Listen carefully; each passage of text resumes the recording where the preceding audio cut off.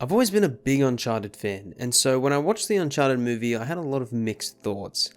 The film isn't inherently bad, but it is a big stab in the heart to us Uncharted fans. To put it simply, the movie isn't much of an Uncharted movie, but there was a part of me that thought, there's potential for a sequel here. Another movie could right the wrongs of the first, and even if it isn't perfect, it could at least still be fun. In my eyes, there will never be a perfect Uncharted movie, so that shouldn't be the entire goal of this film. Tom Holland's Nathan Drake and Mark Wahlberg's Victor Sullivan aren't exactly the same as the ones in the games. In this movie, there's a lot more deception between the characters, and honestly a far less interesting origin story between the two. Ultimately, there isn't as much chemistry there as the games had, and that's a massive missed opportunity with the first film. But I think if they were to do a sequel, they could right their wrongs by adding a lot more hurdles for these two to cross to build a better relationship over the movie. And what better way to do that than adapting Drake's Fortune into a film?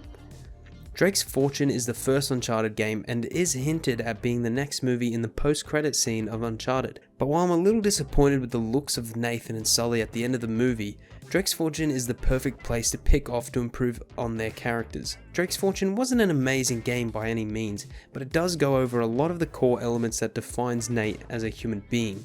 There's even some big moments between Nate and Sully in the game that test the two's friendship and trust for one another. By the end of the game, everything works out perfectly for them, and it's a really fun ride. Making this game into a movie works because the game was made back in 2007.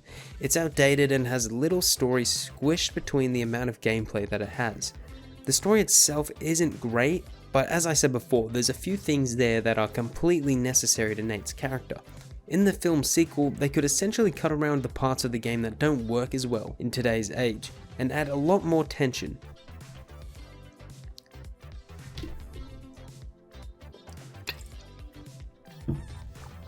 Neil Druckmann seems to work best when he's writing dramatic and impactful stories, so if he were to take the best part of the game and add more of a dramatic tone to it, I think he would be able to put a new light on the original story.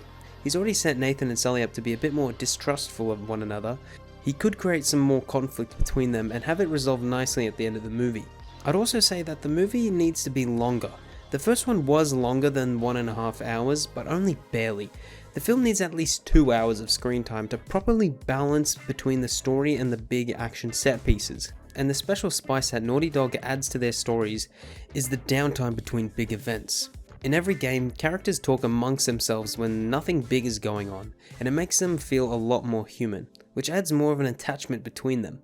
In the movie, they didn't have as much time to do this, so some scenes felt rushed, and sometimes they just threw in quick quips as if they were meeting a quota.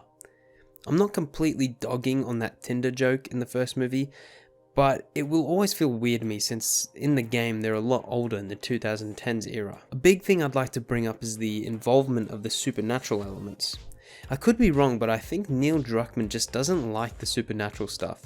Maybe he just isn't very good at incorporating it into a story, but an Uncharted finale isn't an Uncharted finale without a supernatural element coming into play to cause absolute mayhem. Uncharted 4 being the exception, of course. It's part of the reason why Nate never comes back home with a lot of gold in his pockets. It's also really important to Drake's Fortune. That game gets better and better, but when those monsters are introduced, it gets intense. The Curse of El Dorado ties in nicely with Nate's ideology, and it makes him question some of his prior beliefs about himself and his past. It would be insanely interesting to see this in the movie with a fresh take and some more intention thrown in. I'd also say, give Mark Wahlberg a prosthetic mustache. It's not hard. Seriously, look at Colin Farrell from The Batman. He had an insane transformation with realistic prosthetics. There's no way you can tell me that there isn't a fake mustache lying around that Mark Wahlberg can wear. If he's too much of a coward to put it on, get someone to bring up his hate crimes from back in the day. That should make him complacent. One point I'd like to bring up is that Neil Druckmann, the writer of Uncharted, works his best magic when paired up with Bruce Straley. Bruce doesn't get enough credit for his work on The Last of Us, which I can understand in a way since Neil wrote the story as well as co-directed it. But Bruce put in a lot of work on that game. Bruce also worked on the best Uncharted games. He's a major reason for the success Naughty Dog has with those games. I'm not saying that Neil needs to work with Bruce again to tell a good story, but maybe Neil should work with someone else for the next Uncharted movie. Or maybe he can listen to the fans and fix those few issues that made the movie less of an Uncharted movie and more of a simple action-adventure movie. So to put it all together, for the next movie I want to see supernatural stuff, a more dramatic take on Drake's fortune whilst paying more homage to the games than the first movie did. There's got to be more care put into the chemistry because it's really flawed at the end. Also, keep the set pieces extravagant. I don't want to see a Papa John's in the next film, and no more janky physics.